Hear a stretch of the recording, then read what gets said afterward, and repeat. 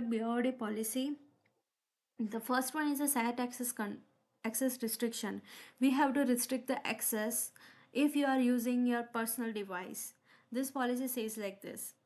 So this policy set a restriction on the type of files that can be accessed, downloaded, or and controlling who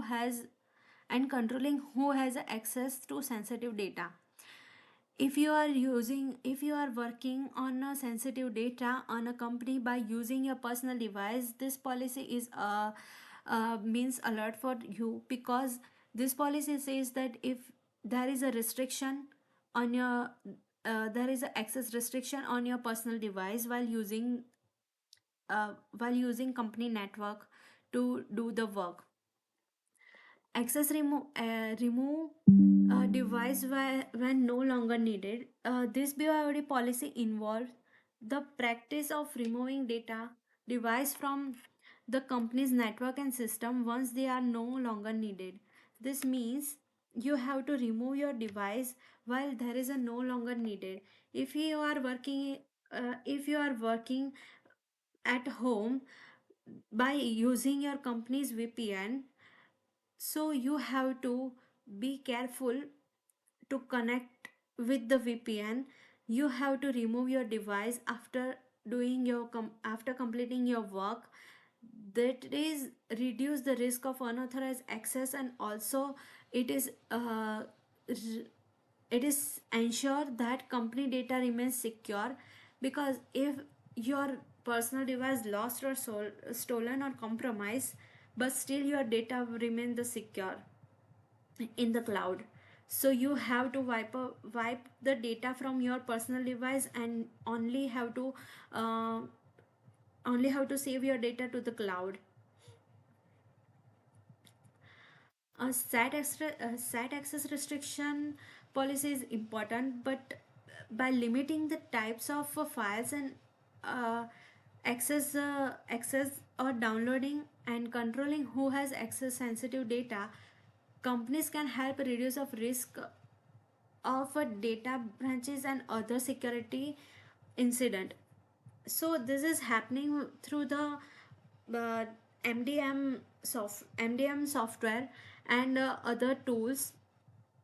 But like, if this access restriction is strict, then they may hinder employees ability to do their jobs effectively. So it is good to restrict it is good to restrict the access from to the personal device. On the other hand, remove device when no longer needed policy, this company, like, from the company's network and system when they are no longer needed, company can help reduce the risk of a data branches and unauthorized access. For example, employees should be notified in advance when that device will be removed from the network, and given an opportunity to back up any data that they need to retain. So this means that company should be ensure it is important to ensure that this policy is implemented in a way that is a fair and transparent to the employee. Okay, and also company have to provide some guidelines on how to securely erase company data from personal device when they are removed from the network. As compared to both this policy, site access restriction have a limit access to sensitive data, and also in the other hand, uh, other policy reduce the risk of data breaches and unauthorized access. It also with the advantages of this policy, but on the opposite side, site access restriction have ensure security and confidentiality of a company data. This both is have this both policy is possible from the MDM software. And also there is a more challenge for both policies, It's just like a balancing a security with employee productivity and convenience, careful evaluation of which data and resource to restrict. On the other policy, fair and transparent implementation, clear communication with employee guideline for securely erasing company data. And consideration is like careful evaluation of which data and resource to restrict, and clear communication with employee to guideline for securely erasing company data. If I got a chance to uh, make one of this BYOD policy better, then I would choose the SAT access restriction policy, as the first point in that is it could be the incorporate the concept of a risk based access control. This involves assigning access privilege based on the level of risk associated with the data or resources being accessed, which means there is a level in the company, high level to lower level. So company employee only allowed to use